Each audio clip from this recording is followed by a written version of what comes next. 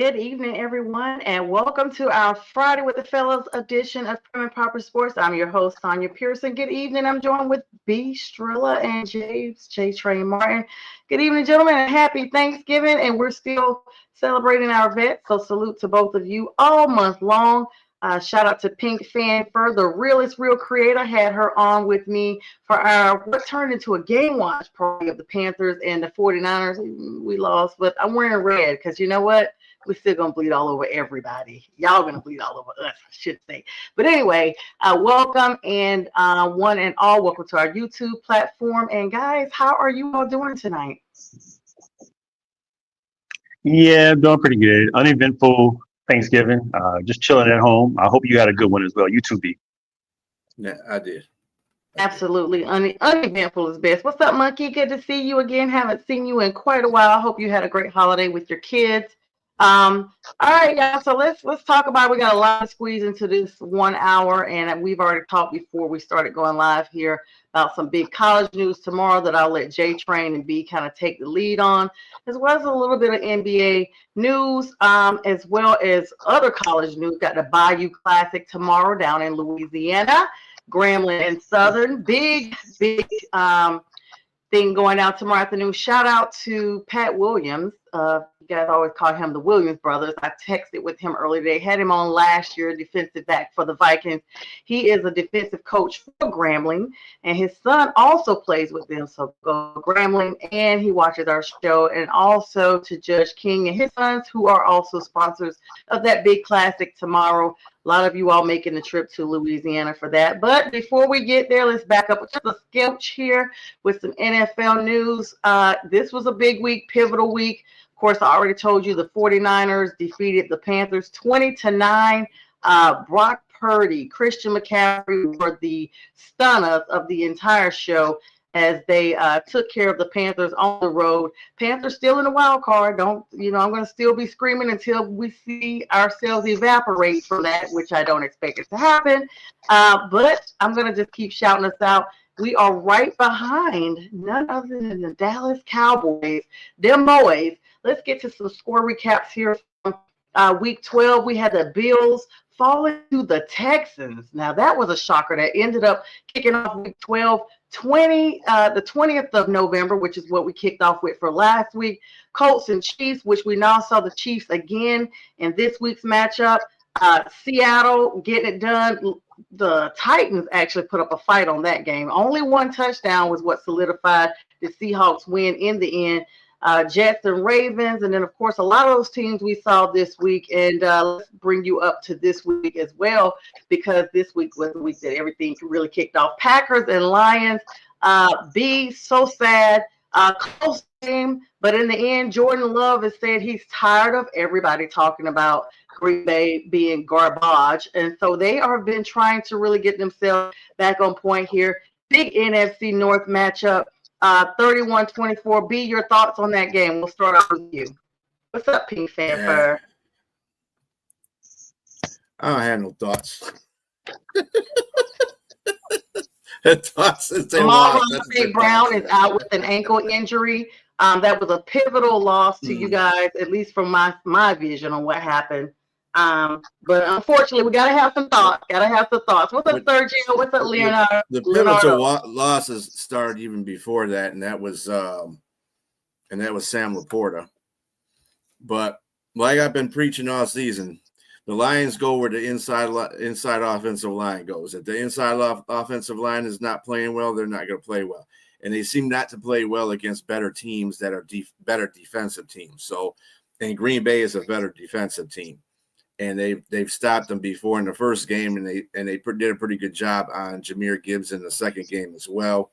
It was unfortunate that Amon Brown went down, but Jameson Williams did take over from that. He got 144 yards on I think it was 4 or 5. I forgot how many it was, seven receptions, something like that. But he got a touchdown. So I mean, they were in the game. Offensively, they were okay. It was a defense that really gave up a lot of stuff. They got to get that defensive. I think with Kirby is another guy that's out. for the Lions that he is the guy that's the captain in the backfield. And he's the one that gets all the communication done with all the receiver, all the corners and the safeties and stuff like that. I with that being said,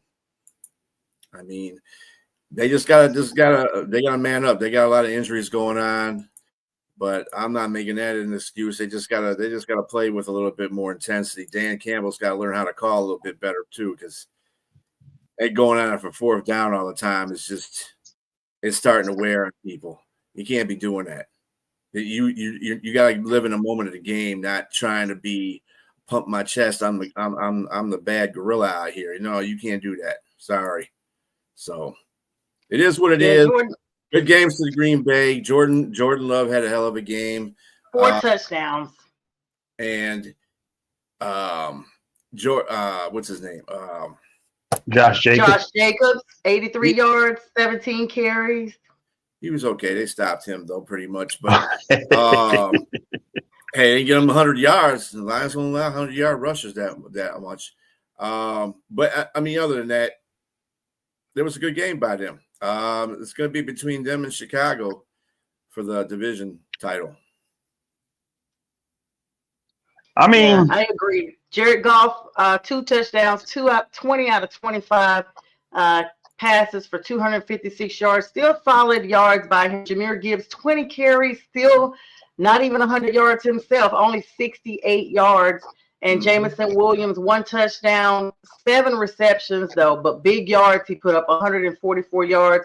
On the other side, you got, like I said, Green Bay making sure they just don't stay in that category with the losers right now. 6 receptions for Dontavian Wicks, 2 touchdowns by himself, not 100 yards, but 94, close enough. Those 2 touchdowns make a difference. And we talked about Josh Jacobs and Jordan Love. That was, we expect for teams to step up when it is time for the divisional rivals. And this is the time of season that no one's playing anymore. Like, it's games are, it's a game, but games are over if you want to be anywhere. JTrain, you had some comments on this one?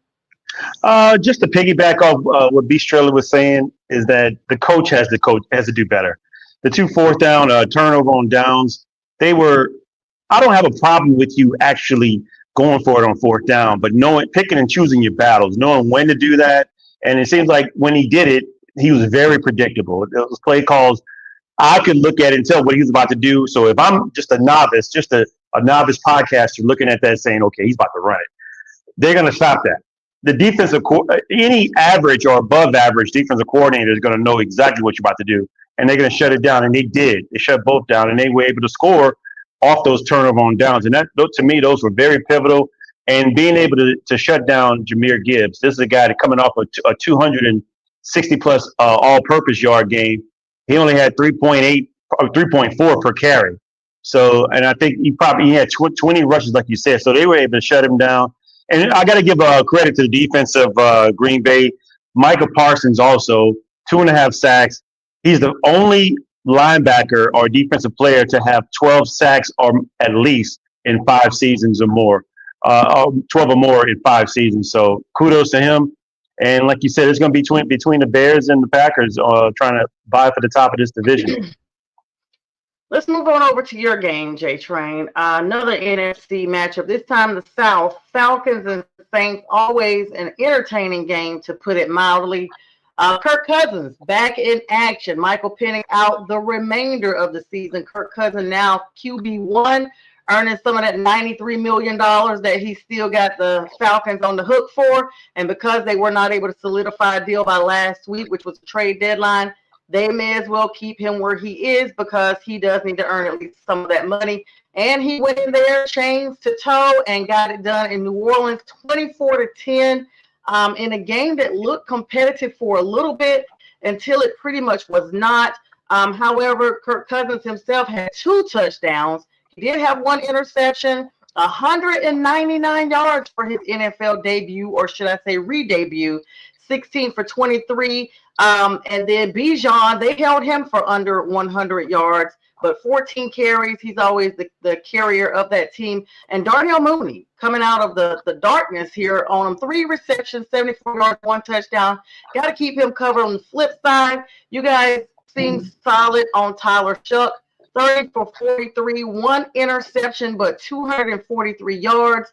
And then he also had 7 carries behind Taysom Hill. They brought him in. I like to see some of those little trick plays. He kind of plays different ones, running back, quarterback, everything. Taysom is there. And then Chris Olave, 9 receptions for 70 yards. Unfortunately, you all now have Alvin Kamara, who is now going to be one of the injured parties for the next game coming up next week here, JTrain.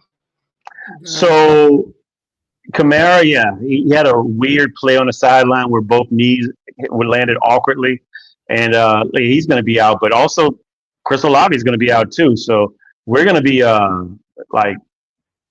definitely vying for the number 1 pick in the NFL up for the draft for 2026, and I'm not mad at that.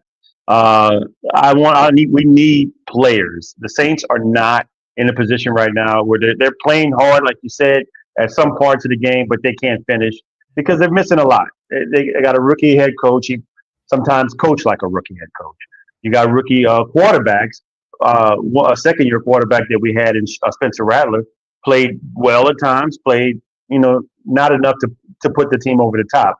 Tyler Shuck is a rookie, and you see some of the rookie things that he does, but you see why they drafted him at 40th overall as well, because he show you some things that he can do. Like you said, he can not only throw the ball, and he's got pop on that ball when he throws it, and a real good touch. But he also makes, if he gets rattled and line doesn't hold up, he can make some errant throws as well. But he can run the ball too. So I like what we got in Spencer Rattler. And with that said, not Spencer Rattler. I like what we have in Spencer Rattler too, but I like what we have in Tyler Shuck. And I don't think Tyler Shuck is going to be a second string quarterback next season. I think he'll be the number 1 guy going in, and they won't have to draft a quarterback in the first round. They can get a player to help elevate Tyler Shuck, maybe another offensive lineman, interior, or a number 1 wide receiver. But just to say one more thing about that, Kirk Cousins, you mentioned him and his numbers. He always seems to have the Saints number. And when he was in Minnesota, or when he was in Atlanta last year, he just knows how to put New Orleans at the, right at the last minute. He just put us out of the game and out of reach. So I got to give kudos to Kirk Cousins, man. It is what it is. And we see everyone coming on. Hello to everybody. You hit the thumbs up button for us. That lets everybody else know that we are live. We appreciate all the comments on here. Monkey, glad you got your power back on. I love the snow. He's up near Buffalo. Hello to Donna. Hope you had a great Thanksgiving as well.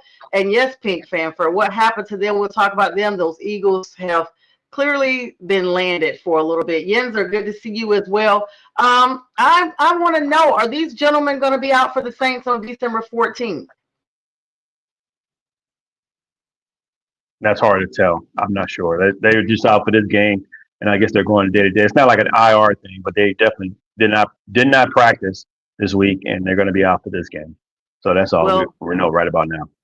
Yeah, everyone knows why I'm asking about a specific date. December 14th, we reunite, we being the Panthers, with the Saints, and I plan on being at that game, and I would like to get a dub on the road. So I'll just move on over to my game, since this is just the order that we actually are going in tonight, since we started with B, now we got J. And all of us tonight are eating humble pie, unfortunately. The 49ers-Panthers game, I guess you guys probably thought I wasn't going to talk about that much, and I really don't want to, but just for those who don't know, and go ahead and put your cheering emojis up, haters. We see you. Panthers did lose 20-9. Christian McCaffrey, first time meeting the Panthers in a renewal, revival, whatever you want to call it, reveal, I don't know, reconciliation, very calm and casual, greeting. But when the game clock started, it was all business on the field. Bryce Young, 18 for 29. Just that game was horrible. Let's just be clear. That was the messiest game I've seen on both sides in a very long time. Before we even go any further, Bryce had 2 interceptions. Brock Purdy had 3 interceptions. Had either team capitalized on the other's interceptions, no one made a conversion over the interceptions. It was just the game of, oh, you get the ball. No, I'm going to give it back to you. It's like we're just going to play this thing fair, straight down the middle until it was time for game time. Rico Dowdle was absolutely absent on that game. I don't know what Canales was doing. Was he trying to deliberately playing him more conservative or what? Because a couple times he wasn't even out there. Chuba Hubbard was there. We saw Jalen Coker get touched the ball, a lot of touches, big score by him. Rico Dowdle, 6 carries, 38 yards, y'all. 38, not even 50 yards. And he has been the game changer for every game that the Panthers have had since we were gifted him by the Cowboys. He had 4 receptions and 36 yards. And then on the other side, Brock Purdy, 3 interceptions, 193 yards. Neither quarterback had 200 yards in that game. Christian McCaffrey didn't even have 100 yards. That game was ugly all around. All around. George Kittle didn't even have 100 yards, 78 yards.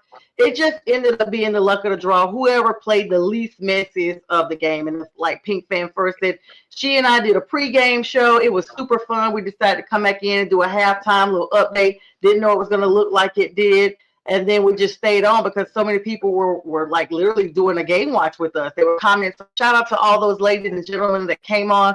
We had 600 views during that hour of time that we were on those. So thank you so much. As a matter of fact, it was 641 to be exact. Thank you all so much for making that super fun. Pink, thank you for availing yourself for the availability. Other than the fun that we had with that game, it was horrible. And I'm going to just tell y'all now we got the Rams Sunday, and I'm not hopeful. I'm going to be a realist here, and this is real. The Rams absolutely obliterated Tampa Bay on Sunday. And the Panthers, even at home, we are not exempt anymore. If we don't see a difference with solid discipline on that field on Sunday, that game is going to get out of control real quick. Chiefs and Cowboys, we'll talk about that. The Cowboys in an unprecedented, I mean, I'm glad it was the Chiefs that got beat 31-28, but Patrick Mahomes was not going to lay down on that. You guys, when y'all watched that game, we saw the funny part was when Travis Kelce got the touchdown and the cameraman immediately was looking for wasn't there. Only Brittany Mahomes was there with the kids. I guess Taylor has stepped away. But did you all expect the Chiefs to lose again? I mean, the stats are uncanny. Patrick Mahomes, 4 touchdowns. He tried to come back on them, 261 yards. 24 for 34, but then Dak had 2 touchdowns, 1 interception, and still won. Kareem Hunt came in there 58 yards. Rashee Rice, former Saint, that was out there, 2 touchdowns by himself. And then Javonte on the flip side for the Cowboys, 17 carries, 59 yards, and CeeDee Lamb 1 touchdown by himself.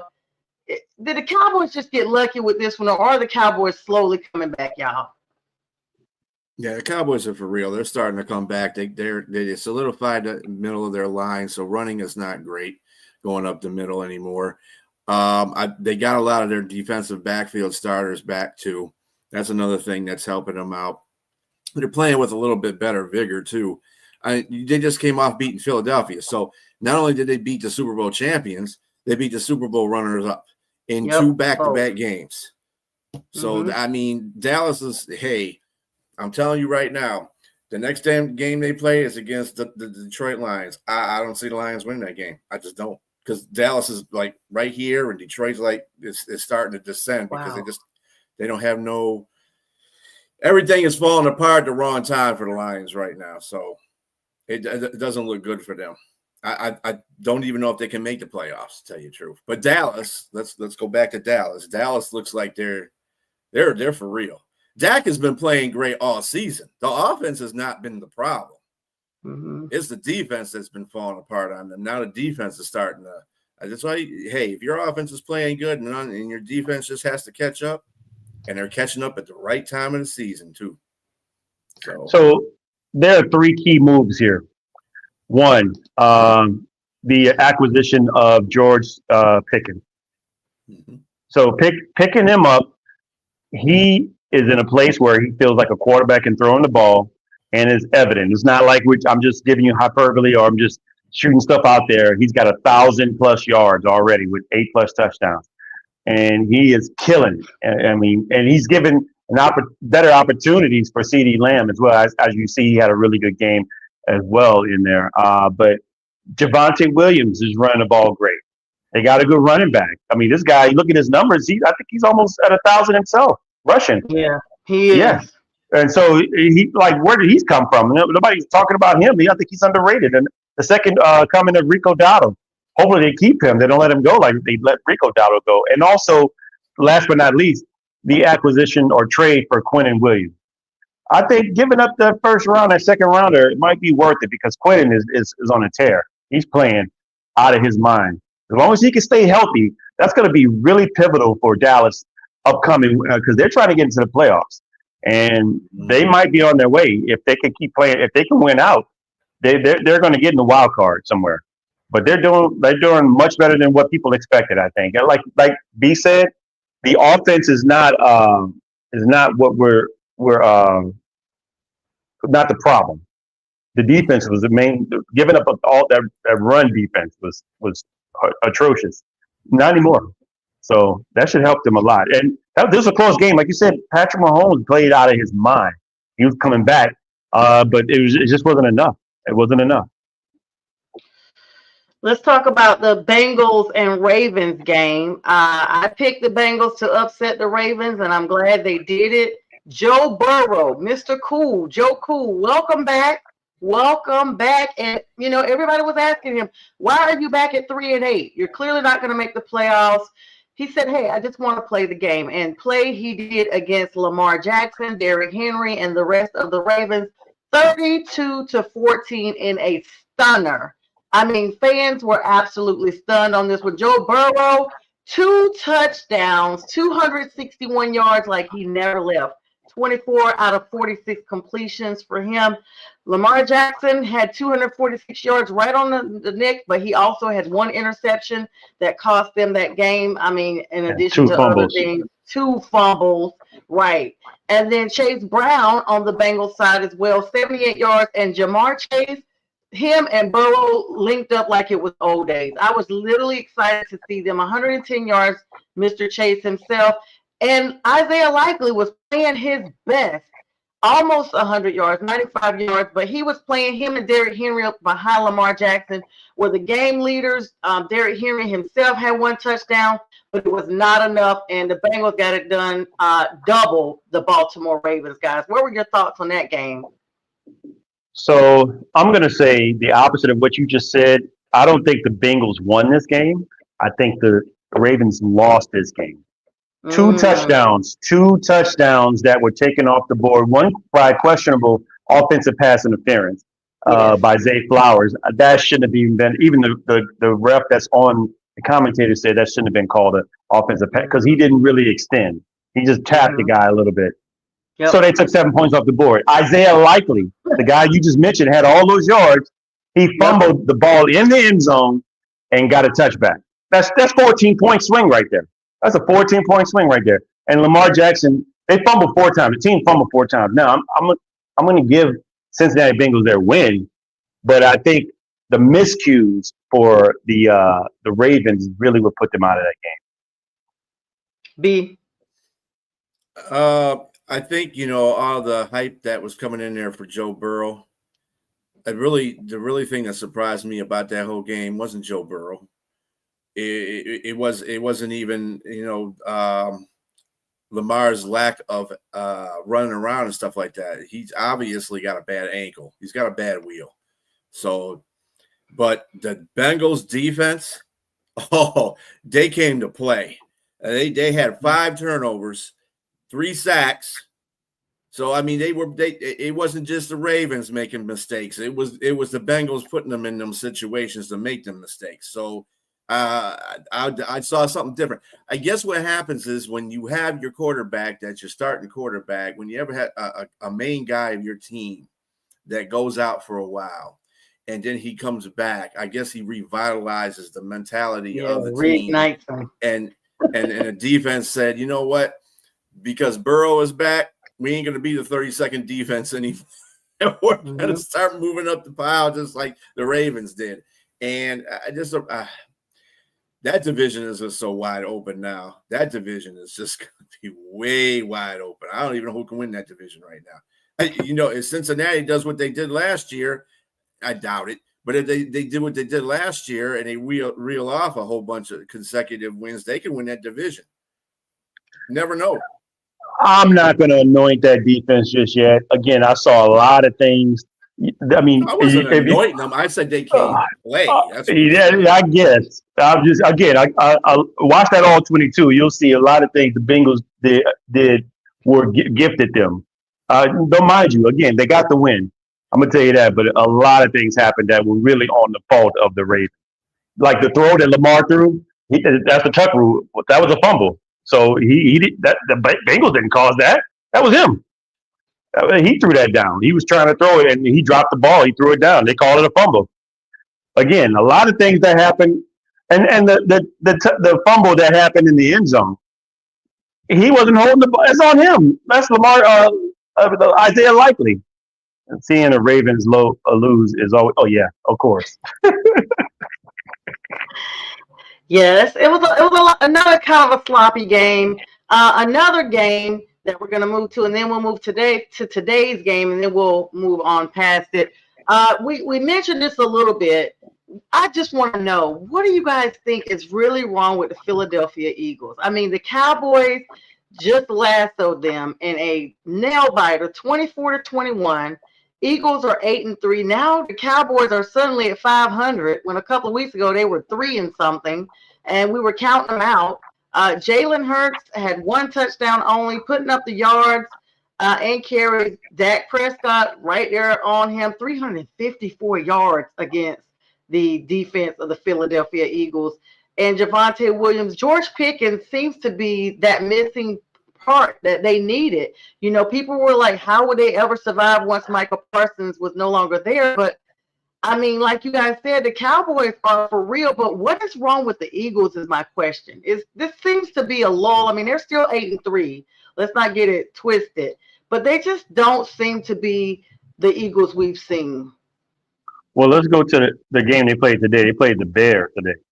Right. We're gonna talk about that next, but we'll just go ahead and screech on into that now. Thanks, JTrain. You got it. Today's game, 24-15. They weren't even there. Caleb Williams had 154 yards, 1 interception, and still beat them. Despite Jalen Hurts having 2 touchdowns, 230 yards, and Saquon Barkley was almost eliminated from that game. He was abysmal, 56 yards, and 13 carries.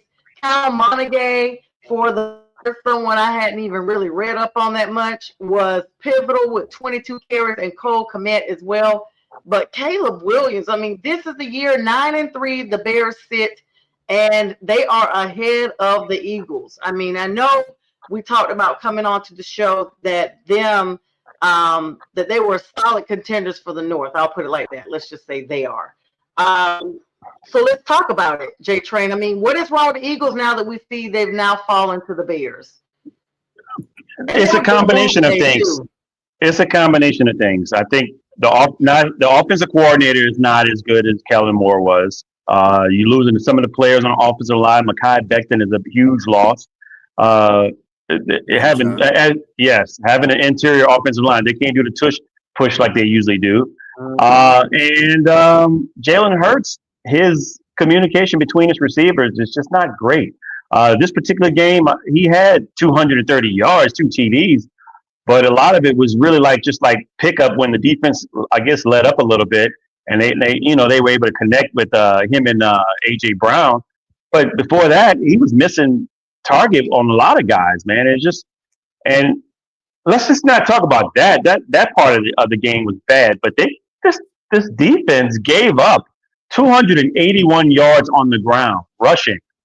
Manungai had 125 yards, 130 yards. Swift had 125 yards. You're not winning. You're not winning the game if you're giving up that much running on the ground. That's like he said. They only had the ball for 20 minutes. They controlled the clock. They couldn't stop the run, and they couldn't run the ball. And that was the key to the game. But I think part of it again is the offensive coordinator probably needs to be fired. And I hate to even call for anybody's job. I'm just sideline guy on the podcast, but that's part of the game. And I think it's totally different from what they had last year. And the offensive line is not as good. And they were kind of reverting back to what B said last time. I didn't think they were at the 2023, but it kind of does look like they're 2023 Eagles right now. B, what are your thoughts? I think the defense is regressing for the Eagles right now. They've played 2 games where they had a 21-0 lead and they lost 24-21. This game, they were getting beat from the get-go. Ben Johnson came out there and had a really – hey, you know what? I tell you what. I've been down on the Chicago Bears all this season because I just didn't believe in them.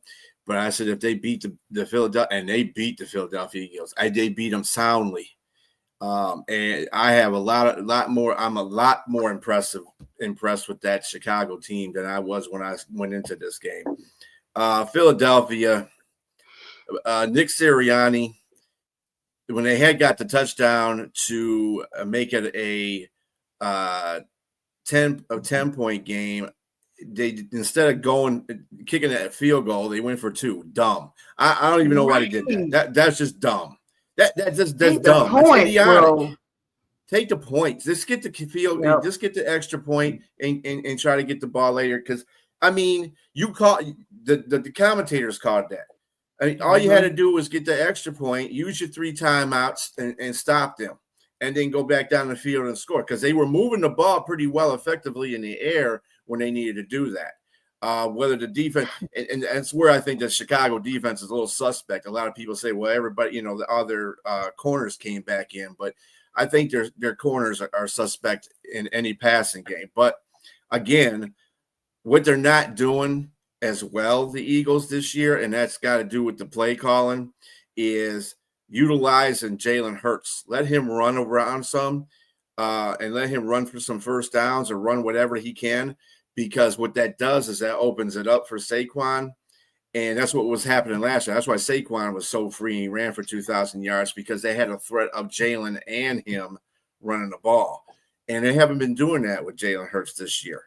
And I think that's what's slowing up their offense. But they don't figure that out. And Nick Sirianni said he's sticking with Pacello. So it is what it is. I mean, it's the same thing. Like I said, these teams that are trying to do this, Dan's going to stick with his play call with the Lions too. You're not doing well. Just give it up. You know what I'm saying? I don't know. I don't know, man. But, yeah, Chicago is outstanding. They're playing really good ball. And Grady Jarrett looks like he's having the time of his life. I saw some footage of him going into the locker room. I know he's glad he left Atlanta. At first he was, he's a Georgia guy. He's from here in the metro area. And he was, kind of scoring. He couldn't believe that the Falcons were trading him. He was like, he had planned on just being Georgia here, his whole life.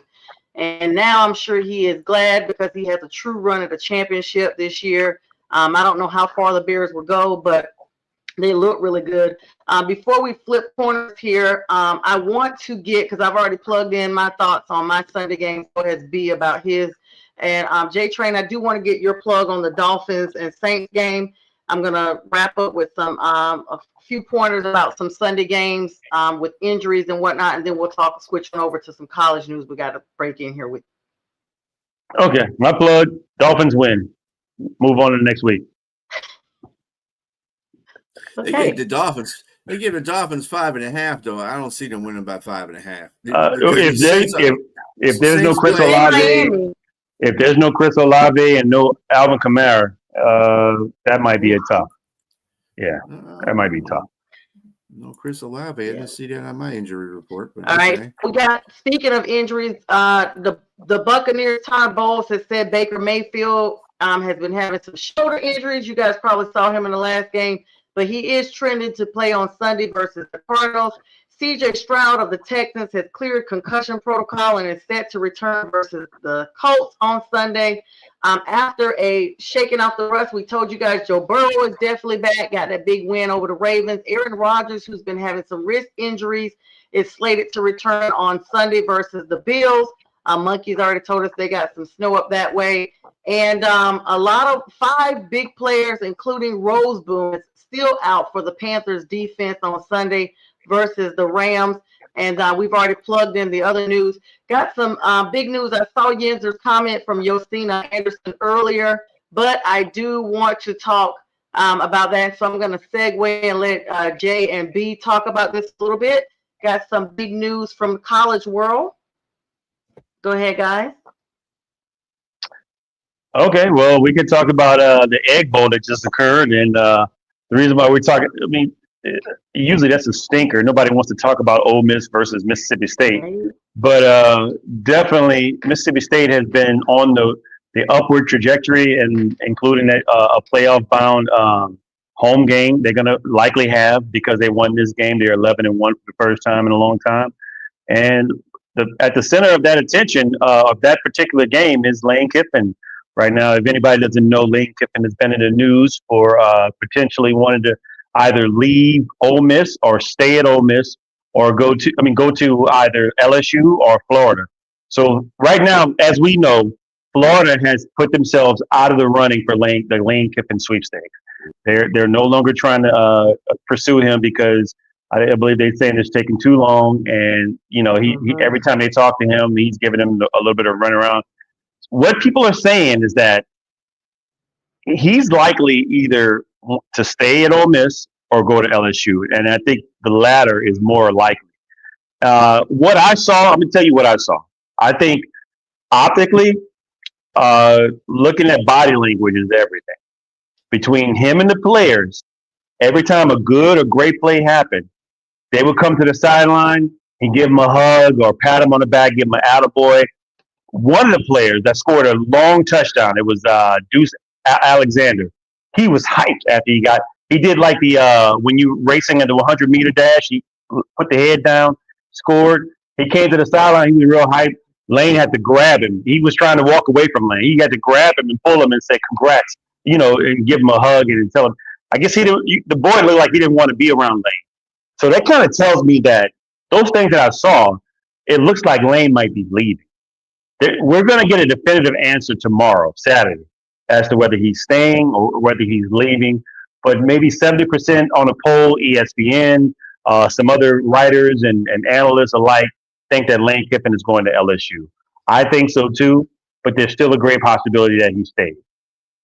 And I will say this also: if he does not stay, in my own honest opinion, I think he still should be allowed to coach them in the playoffs because he's the one that got them there. And when they vote for playoffs, they can vote you differently if somebody's not there, like a star player or a coach or whatnot. They can change up their votes and move you down because they're gonna, if they win by all intents and purposes, not win, but if he's there by all intents and purposes, they got a home game in the first round of the playoffs. Okay, yeah, that's pretty big news. I know B was watching the game. This is all the bowls weekend. This is just what Thanksgiving is. The bowls weekend is galore. The Georgia Tech Georgia rivalry went down. Georgia UGA held off Georgia Tech and moved to 11-1 in their rivalry game today. I know that some of these games are pretty big that have like playoff contention still. But B, your game is coming up. Michigan versus the Ohio State. Your thoughts going into that game tomorrow? Is it tomorrow? It's tomorrow, right? Yeah, tomorrow. Yeah, what time will it be airing? Just one thing about the Lane Kiffin thing. Florida has interest in Tulane's coach, Pat Summerall. John Summerall. John Summerall, yeah. They want Pat. He's coming back from the grave. If Pat's coming, it's a Summerall. Dang it. Anyway, that's the reason why Florida's not interested in Lane Kiffin right now. My views about it, I think Mississippi, Ole Miss will keep him. I'm telling. I don't know. I just don't have no. You can go by a lot of stuff. It could steer you in a different kind of way. Just like you said, the players on the sideline, that player was probably just so juiced up about getting the touchdown. He wasn't caring who the heck was touching on him. So he probably wasn't even aware of anything going around him. So I don't know if I can say that he was trying to stay away from Lane Kiffin. But anyway, also Texas A&M and Texas are playing, and Texas A&M has a 10-3 lead at halftime. That's a big game because Texas A&M is in third in the poll, and they are undefeated. And Texas is 16th, I believe. Yep. They are pretty 16th. mad because Michigan is 15th, and I don't know how the heck they moved ahead of them, but don't lose any games, and you have to worry about it. Anyway, that's all I got to say. As far as the Michigan-Ohio State game goes, I mean, I kind of have the same interest as I had in it yesterday or last year. I didn't think they were going to win the game against OSU, and I was really kind of disinterested. And you know, the only reason why I was disinterested because of the fact I'm not a big Sharon fan. I just Sharon Moore, yeah, he's Sharon, still there. I don't have. Even if he wins this game, he's just not. Yeah. I don't even know what the words that would explain it to him. I like the guy; he's a likable guy, but coaching, on the other hand, is something that he's like an assistant. You know how some people are born head coaches and some people are just born assistants? Rah guy. Shamar Moore is like that. He's a rah guy, assistant kind of coach. He's not really a great head coach. I also think Michigan's offensive coordinator needs to be booted too because he's not doing a very good job with Bryce Underwood. I just don't think he's doing a very good job with the offense in general.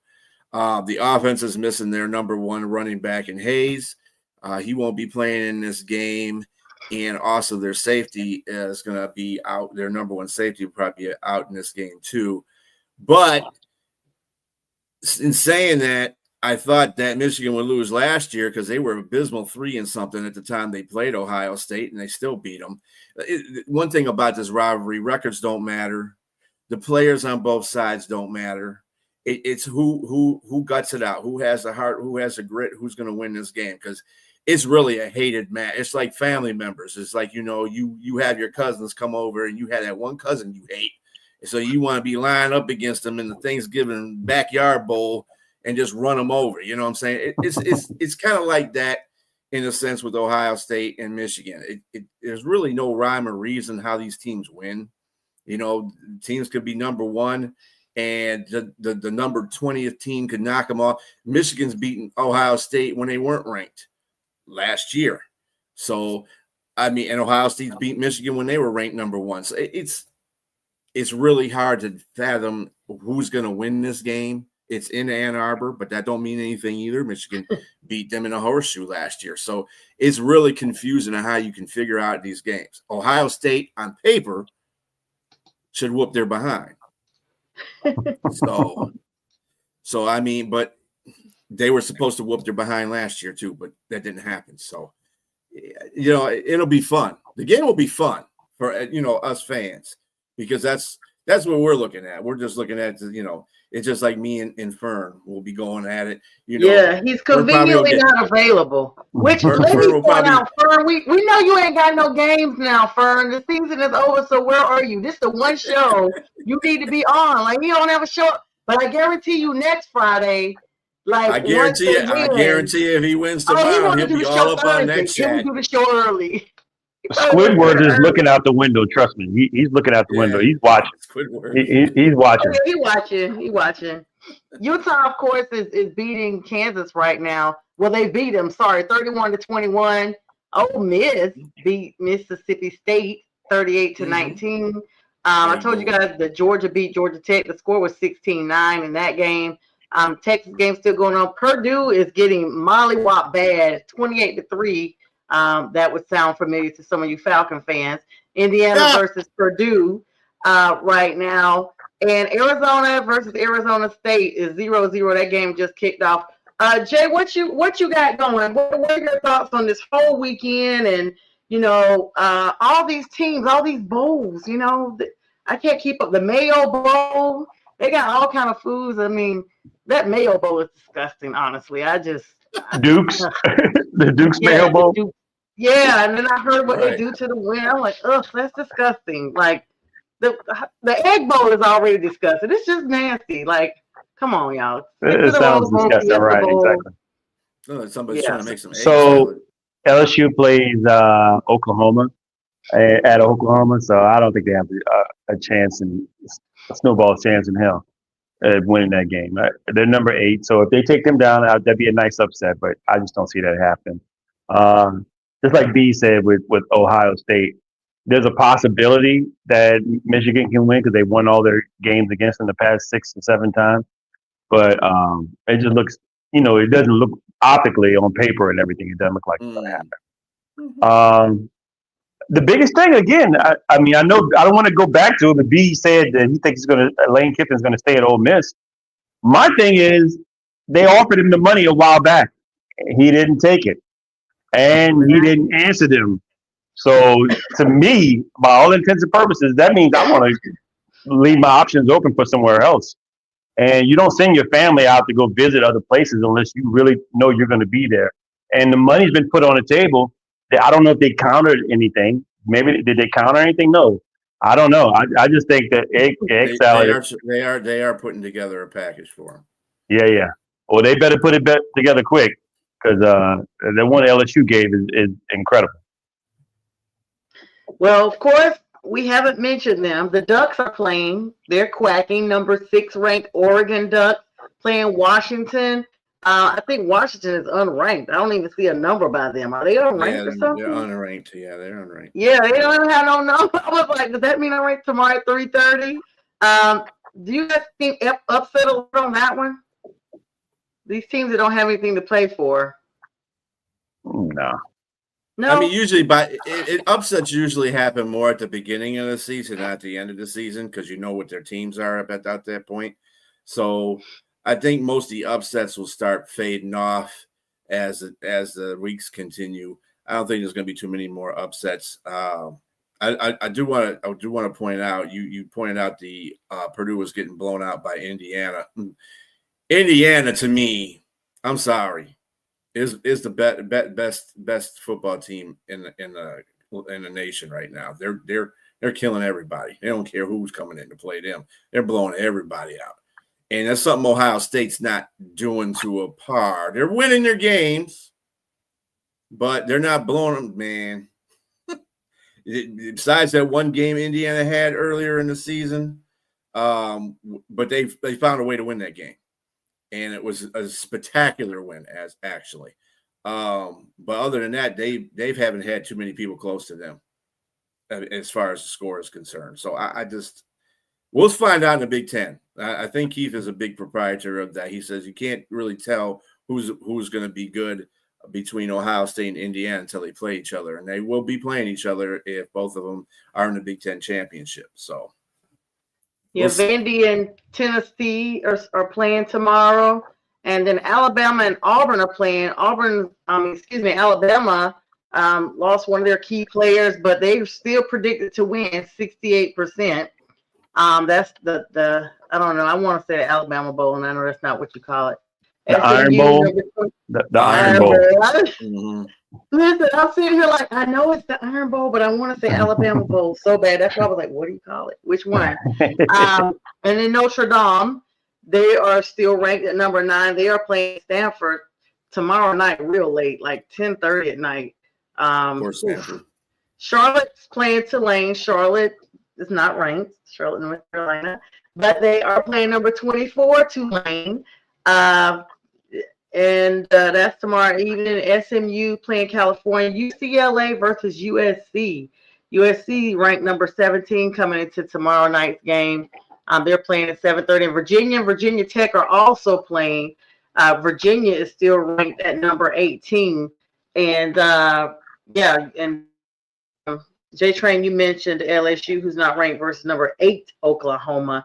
A lot of big games coming up tomorrow, and I know we plugged in Keith Engel, TGI Sports. He's a big college football head on here as far as keeping us up to date on all that.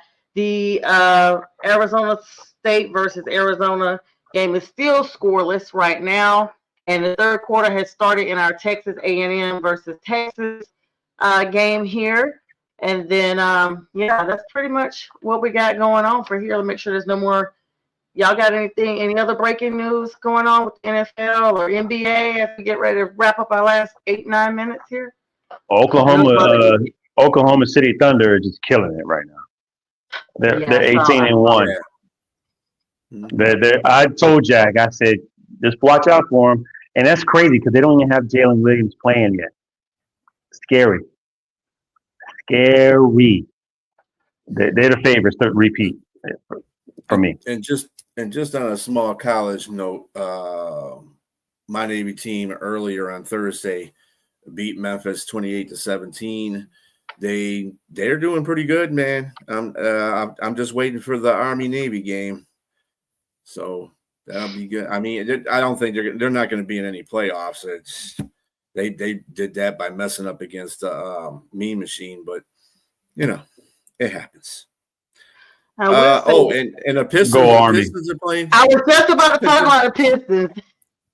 I was just about to say the Pistons and Raptors are actually on shocking surges this season, while the Clippers have actually just gone down the tunnel. B, that's your team, the Pistons. What you got? Well, they lost their first in a while, huh? Who's that? The Pistons last night. Yeah, they lost. They lost against Boston Wednesday night. Right now they're tied 100-100 in playing Orlando right now with 4:10 left in the fourth. They kill it. That's an NBA group cup group play.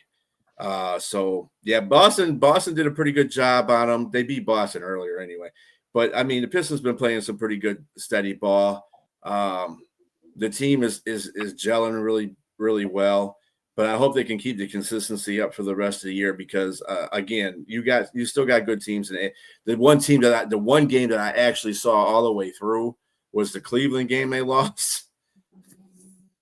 And dude, I was like, "Oh, you guys are awful." I mean, Cleveland was killing, and they couldn't hit a layup. The Pistons couldn't hit a layup in this game. They were trying to get points any way they can. Balls bouncing off the rim, balls not even missing the rim. They try to make a layup that wouldn't work. I was like, "Dude, what are you guys doing? Are you in some kind of vortex where you can't shoot?" I don't know what's going on. But what's up, Brent? Brent said go Army too. Yeah, and go Hornets. Go Charlotte Hornets. They're beating the Bulls right now with 1:14 left, Chicago. But welcome back to Giannis Antetokounmpo, who after missing 4 games with a groin injury, he's back in the NBA Cup versus the New York Knicks. That they got this big game after missing 4 games of the last one. So he strained his left groin in a 118-106 loss against the Cavs back on November 17th. But he's back. You guys know they play a bunch of games in the NBA. And so he's averaging 31.2 points, 10.8 rebounds, and 6.8 assists. And he actually scored 14 points in 13 minutes before getting injured. So he is on fire. The Bucks are 0-5 this season when he doesn't play. So they need him. He's now back. So look forward to getting a reignited Bucks out there. Can we look up Wembanyama? I remember he was hurt a calf injury that was going to take him out for 4 to 6 weeks. Yeah. Is he still out? Yep. He's still. Well, that's devastating because he was on a tear. He was on a tear. Yeah, the Spurs. He was supposed to be. And that game actually is going on right now. The Spurs are actually playing the Nuggets. It's a 1-point game. It's live right now. 20-19. And there's another thing. What's up, Nathan? Hi. I don't know who it is, but hello. Anyway, thank you for joining us again. I just feel like he's a big issue, but not only that, JTrain, I was going to ask you about our favorite person we talk about every year for the Pelicans, none other than Zion Williamson. He's hurt 1 week, the next day they say he's back. What's the status of Zion right now? He's playing right now, but I mean, the status of the Pelicans altogether is in the dumps. So I mean, it don't even matter if he's playing or not. I mean, they won like 3 games, man. So they're trash right now. And I just don't know. I think a lot of it, like they have rookies, they have to fire their head coach. And so right now Mhm. they got an interim coach. It's a lot. And I think this year's probably going to be a wash. And they're going to need to regroup and I don't know if Zion's in the future of this team. They're trying to make him the future, but he can't stay healthy. Yeah, that's my thing. And B, you probably agree with this. Okay, so he's healthy now. Then why not go ahead and trade? Yes, Monkey, thank you. It'd be his team. He likes Chicago. I think he likes Chicago. Thank you, Monkey. Thank you, Monkey likes Monkey. Chicago. But the point is, he just gave me some Carolina good news, so I can't ever miss that. Congratulations to the Charlotte Hornets. They are like my A- team, so I have like an A team since I do root for the Hawks. But when the Hornets are playing, I always kind of put them first. So there, congratulations to them, LaMelo Ball and crew. Just to let you know, the Hawks are tied with the Cavaliers, 123 to 123, 124 left. Okay, let's go Hawks. Fourth quarter. Let's go Hawks. Yes, LaMelo Ball, right, Monkey? That's what I said, LaMelo Ball and company. This is my thing, and B, you probably agree. Since every season, because not about Zion, because it's still early, every season something happens with him and he goes down. Why would they not consider going ahead and trading him now where he has a little bit of stock left, getting you some good folks, maybe a solid vet out there, or for some good rookies coming in? You guys could have gone for, let's see how many years they got. The Boozer twins. You guys should be just trying to just hold out to get them. They got probably like 2 years before they declare for the league. You know, I think the reason why they haven't traded Zion only because I think Dumars wants to give him a chance to prove himself this year. I think this is a prove it year for Zion. If he proves himself this year, which he's not doing too good at the beginning, but it's a long season. If he proves himself this year to be worthy of staying on this team, he'll keep him. If he's seeing the same pattern that's been the pattern of Zion for the last few years, he's going to get rid of him at the end of the season. The writing's on the wall for that one to me. I think just Dumars is giving him a chance because he just like firing the head coach. He's just trying to recycle stuff. He's trying to get a handle on stuff. They got rookies that are coming in there, some phenomenal rookies that are coming in that have come in there. He's just going through the project right now. And, it might be a wash as far as them not making the playoffs this year. I think they'll be more competitive as the season goes on near the end. And then we'll find out what happens at the end of the season. If Zion doesn't do his due diligence to be on that court and playing ball and doing well at doing that, he's not going to be there next year. I mean, it's not his talent. I'm going to say this real quick. I know you got to close out. Right. It's not his talent. It's the health. Because when you see him play this year, he's still killing it. He is as talented as he was when he first got into the league. He's just not healthy all the time. And you got two rookies, so I hope that he can play with those rookies, and Derek Queen and Jeremiah Fears. So we'll see how that goes. Yeah, everybody, have a great weekend too, Pink. But he was drafted 6 seasons ago, 2019. That's a long time. They definitely have a little time and patience than the NFL would, because I don't see him, like you guys said, he's giving him a chance to prove it. I think this is the year that's make or break. And if not, they're not going to go into, it's not going to be a lucky 7 for the Pelicans because they've already put all their stock in. With that being said, everyone, enjoy the remainder of your weekend. Join us tomorrow morning, 8 a.m. sharp for the debate show with Jack, B. Strilla, and JTrain, and Sunday morning for the big sports show with all of us. So you never know who we're going to have stopping by. Shout out to Pink Fan Fur for the reels, B for the production. With that, we wish you all a great holiday weekend and good night. Thanks, Vet. Go Blue.